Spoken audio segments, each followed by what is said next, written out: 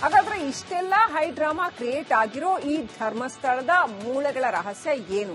Actually ಏನಾದ್ರೂ ಇದೆಯಾ ಮೂಳೆಗಳು?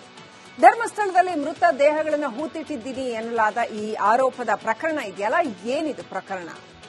ಈ ವ್ಯಕ್ತಿ ಏನಿದ್ದಾನಲ್ಲ, ಈಗ ಪತ್ತೆಯಾಗಿರುವ ವ್ಯಕ್ತಿಯ ಮೂಳೆಗಳು, ಅವು ಯಾರ ಮೂಳೆಗಳು? ಗಂಡಸಿನದ್ದ, ಹೆಂಗಸಿನದ್ದ? ಅವುಗಳ ರಹಸ್ಯ ಏನು? 6ನೇ ಪಾಯಿಂಟ್ ಅಲ್ಲಿ ಪತ್ತೆಯಾಗಿದ್ದಂತಹ 14 ಮೂಳೆಗಳು ಪತ್ತೆಯಾಗಿದ್ದಾವೆ ಅಂತ ಹೇಳಲಾಗ್ತಾ ಇದೆ. ಅದನ್ನು ಜೋಡಿಸಿದ್ರೆ ಅಸ್ಥಿಪಂಜರ ಬರುತ್ತೆ ಅಂತ ಎಲ್ಲೂ ಹೇಳಿಲ್ಲ. ಒಟ್ಟು 14 ಮೂಳೆಗಳು ಪತ್ತೆಯಾಗಿದ್ದಾವೆ ಅಷ್ಟೇ.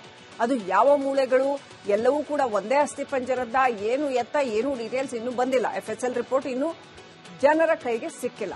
ಹೂತು ಹಾಕಿದ್ದು ಯಾವಾಗ ಅನ್ನೋದು ಕೂಡ ಗೊತ್ತಾಗ್ಲಿಲ್ಲ. ಯಾವ ವರ್ಷದಲ್ಲಿ ಆ ಶವವನ್ನ ಹೂತು ಹಾಕಲಾಯಿತು ಅನ್ನೋದು ಮೂಳೆಯಿಂದ ಗೊತ್ತಾಗೋದಿಲ್ಲ ಅಂತ ಹೇಳಿದ್ರು FSL ತಜ್ಞರು. ಆಕ್ಚುಲಿ ನಮ್ದೇ ರಿಪಬ್ಲಿಕ್ ಕನ್ನಡದಲ್ಲಿ ಸಾಕಷ್ಟು ಮಂದಿ ಮಾತನಾಡ್ತಾ ಹೇಳಿದ್ರು, ಯಾವಾಗ ಅಂದ್ರೆ ಆ ಮನುಷ್ಯನಿಗೆ ಎಷ್ಟು ವರ್ಷ ವಯಸ್ಸಾಗಿದ್ದಾಗ ಸಾವು ಸಂಭವಿಸಿದೆ ಅಂತ ಹೇಳ್ಬೋದೇ ಹೊರತು ಯಾವಾಗ ಹೂತಿದ್ದು ಅನ್ನೋದನ್ನ ಹೇಳೋದಕ್ಕೆ ಕಷ್ಟ. ಮೂಳೆನೆ ತಂದು ಹೂತಿರ್ಬೋದು, ಗೊತ್ತಿಲ್ಲ. ಸೊ ಹಾಗಾಗಿ ಆ ಮೂಳೆ ಎಷ್ಟು ವರ್ಷ ಹಳೆಯದು ಅನ್ನೋದನ್ನ, ಸಾಯುವಾಗ ಎಷ್ಟು ವಯಸ್ಸಾಗಿತ್ತು ಅನ್ನೋದನ್ನ ಹೇಳ್ಬೋದು. ಆ ಮೂಲಕ ಒಂದಷ್ಟು ಅಂದಾಜು ಹೇಳ್ಬೋದೇ ಹೊರತು ನಿಖರವಾಗಿ ಅದನ್ನ ಯಾವಾಗ ಹೂತಿದ್ದು ಅಂತ ಹೇಳಕ್ಕಾಗಲ್ಲ. ಇನ್ನು ಮೂಳೆಯ ರಹಸ್ಯವನ್ನ ಭೇದಿಸೋದಕ್ಕೆ ವಿದೇಶಿ ಟೆಕ್ನಾಲಜಿಯನ್ನ ಬಳಕೆ ಮಾಡಬೇಕಂತ ಅಂಥದ್ದು ಏನ್ ಟೆಕ್ನಾಲಜಿ ಇದೆ? ನಾವು ಆಲ್ರೆಡಿ ಬಳಕೆ ಮಾಡದೇ ಇರೋ ಅಂಥದ್ದು ಏನ್ ಟೆಕ್ನಾಲಜಿ ಇದೆ? ಎಲ್ಲಿಂದ ತರಿಸ್ಬೇಕು? ಅದನ್ನ ಡೀಟೇಲ್ಸ್ ಅವರೇ ಹೇಳಬೇಕು.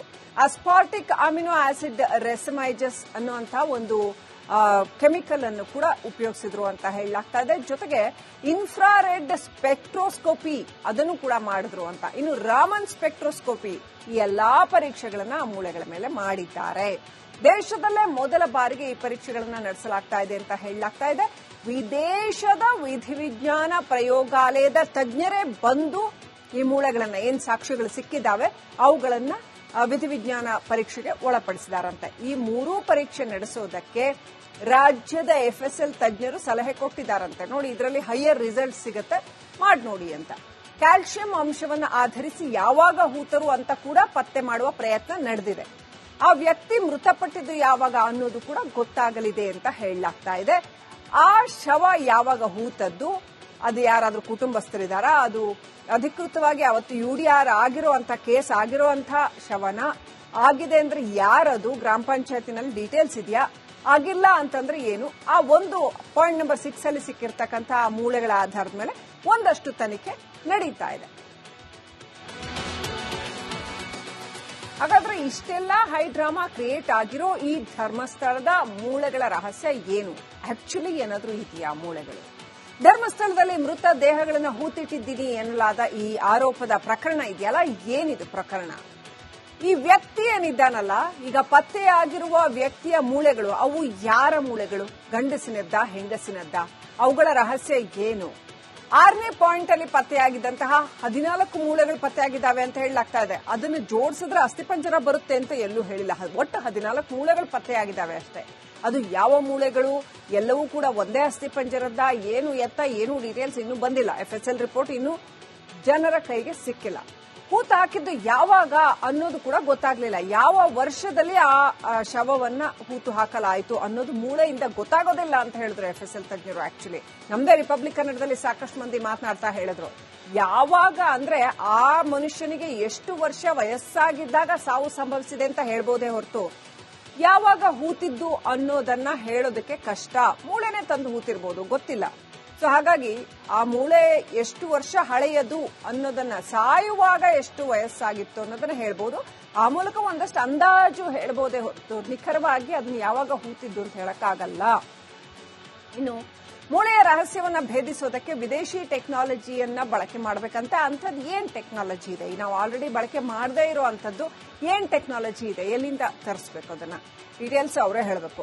ಅಸ್ಪಾರ್ಟಿಕ್ ಅಮಿನೋ ಆಸಿಡ್ ರೆಸಮೈಜಸ್ ಅನ್ನುವಂತಹ ಒಂದು ಕೆಮಿಕಲ್ ಅನ್ನು ಕೂಡ ಉಪಯೋಗಿಸಿದ್ರು ಅಂತ ಹೇಳಲಾಗ್ತಾ ಇದೆ. ಜೊತೆಗೆ ಇನ್ಫ್ರಾರೆಡ್ ಸ್ಪೆಕ್ಟ್ರೋಸ್ಕೋಪಿ ಅದನ್ನು ಕೂಡ ಮಾಡಿದ್ರು ಅಂತ. ಇನ್ನು ರಾಮನ್ ಸ್ಪೆಕ್ಟ್ರೋಸ್ಕೋಪಿ, ಈ ಎಲ್ಲಾ ಪರೀಕ್ಷೆಗಳನ್ನ ಆ ಮೂಳೆಗಳ ಮೇಲೆ ಮಾಡಿದ್ದಾರೆ.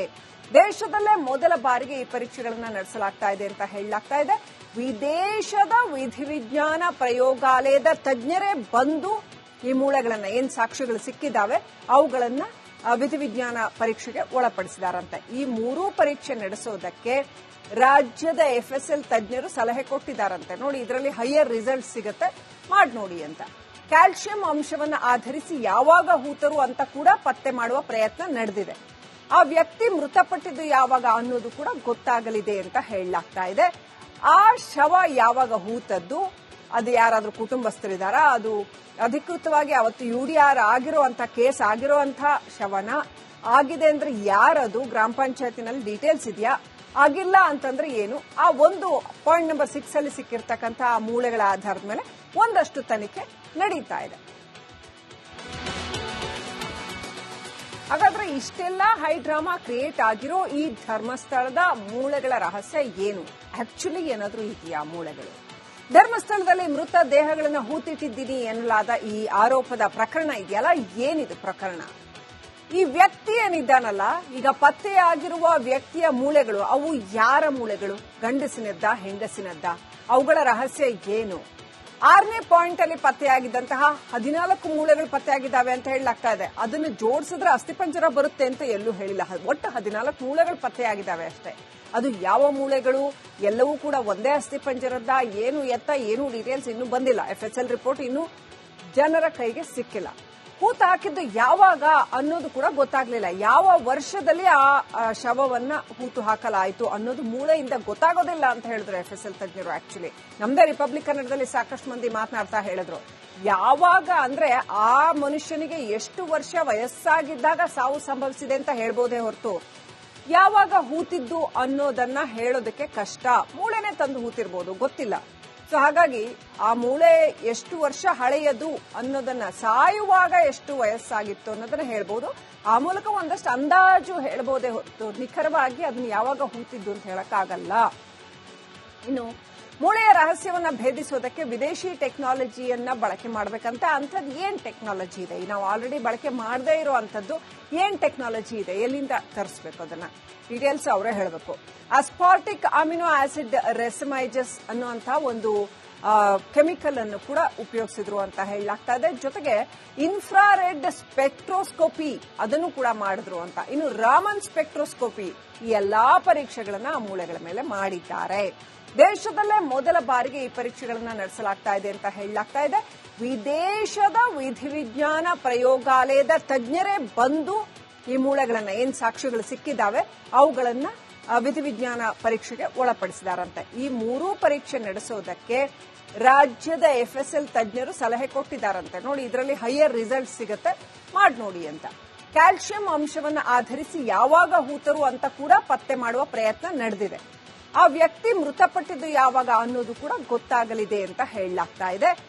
ಆ ಶವ ಯಾವಾಗ ಹೂತದ್ದು, ಅದು ಯಾರಾದ್ರೂ ಕುಟುಂಬಸ್ಥರಿದ್ದಾರಾ, ಅದು ಅಧಿಕೃತವಾಗಿ ಅವತ್ತು UDR ಆಗಿರುವಂತ ಕೇಸ್ ಆಗಿರುವಂತ ಶವನ, ಆಗಿದೆ ಅಂದ್ರೆ ಯಾರದು, ಗ್ರಾಮ ಪಂಚಾಯತಿನಲ್ಲಿ ಡೀಟೇಲ್ಸ್ ಇದೆಯಾ, ಆಗಿಲ್ಲ ಅಂತಂದ್ರೆ ಏನು, ಆ ಒಂದು ಪಾಯಿಂಟ್ ನಂಬರ್ 6 ಅಲ್ಲಿ ಸಿಕ್ಕಿರ್ತಕ್ಕಂಥ ಆ ಮೂಳೆಗಳ ಆಧಾರದ ಮೇಲೆ ಒಂದಷ್ಟು ತನಿಖೆ ನಡೀತಾ ಇದೆ.